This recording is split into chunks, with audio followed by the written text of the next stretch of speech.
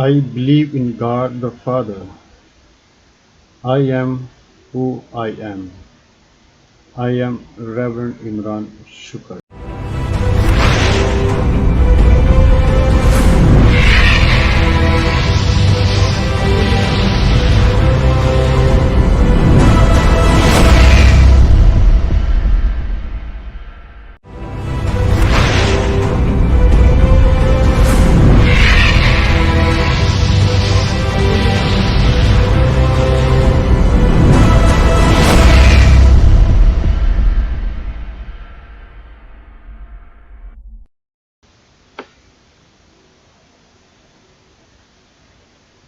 I believe in God the Father.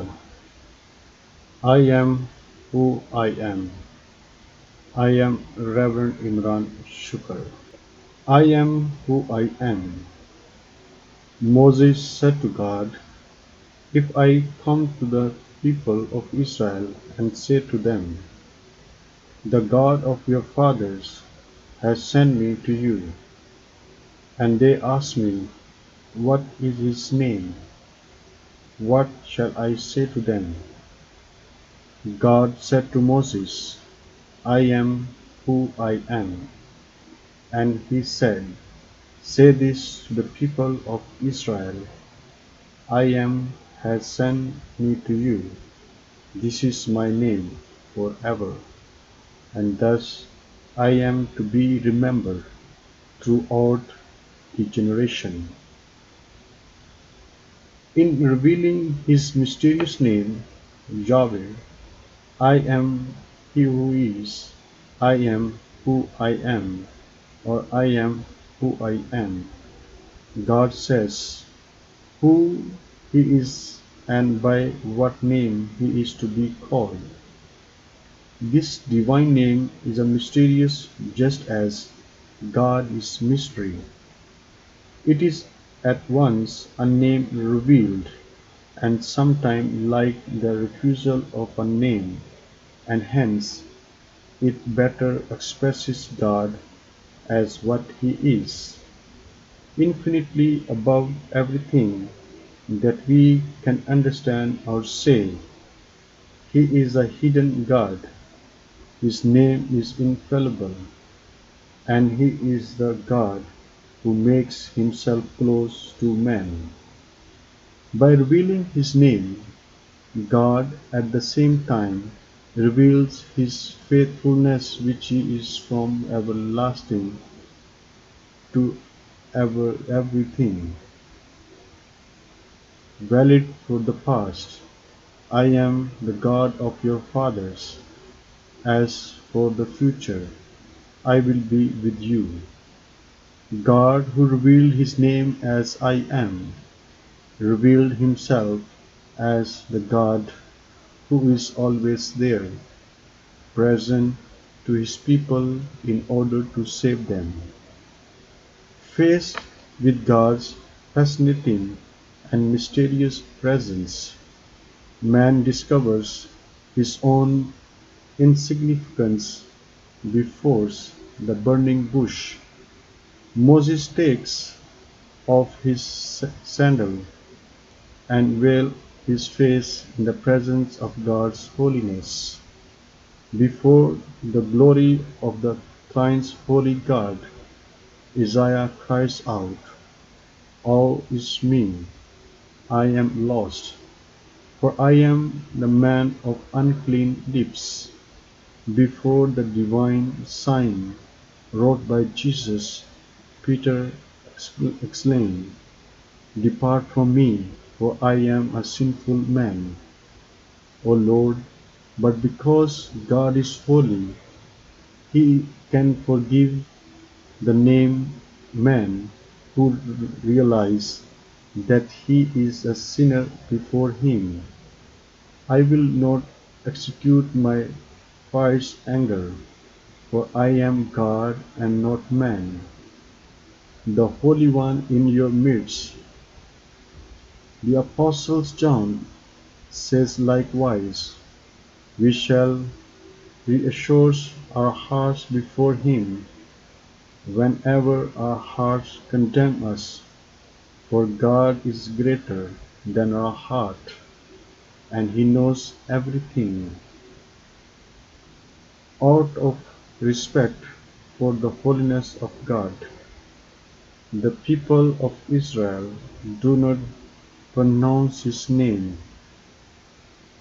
In the reading of the sacred scripture, the real name Yahweh is replaced by the divine title Lord, in Hebrew Adonai, in Greek Kyrios. It is under this title that the divinity of Jesus will be acclaimed. Jesus is Lord. A good, merciful, and gracious. After Israel's sin, when the people had turned away from God to worship the golden calf, God hears Moses' prayer of intercession and agrees to walk in the midst of all unfaithful people, thus demonstrating His love. When Moses asked to see His glory, God responded, I will make all my goodness pass before you, and will proclaim before you my name, the Lord Yahweh.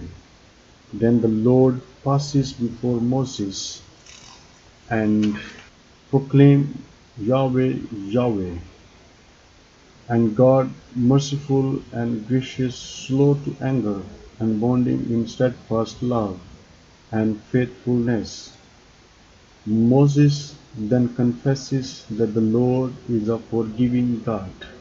The divine name I am for who He is expresses God's faithfulness despite the faithfulness of man's sin and the punishment it deserves.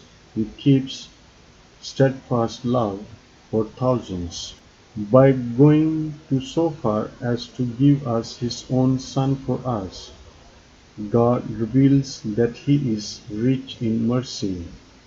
By giving His love to free us from sin, Jesus reveals that He Himself bears the divine name.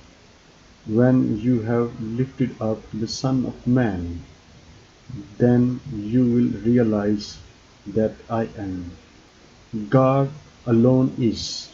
Over the centuries, Israel's faithful was able to manifest and deepen the realization of the riches contained in the revelation of the divine name. God is unique. There are no other gods beside Him. He transcends the world and history. He made heaven and earth. They will perish, but you will endure. They will all wear out like a garment, but you are the same, and your years have no end. In God there is no variation or shadow due to change. God is He who is, from everlasting to everlasting, and as much remains ever faithful to Himself and to His promise. The revelation of the ineffable name I am who I am contains then the truth that God alone is. The Greek Septuagint translation of the Hebrew Scripture, and following it in the church tradition, understood the divine name in this sense: God is the fullness of being and of every perfection, without origin and without end. All creatures receive all that they are and have from Him, but He alone is His very being, and He is of Himself everything that He is. Thanks for watching. Have an eternal home. God bless you all.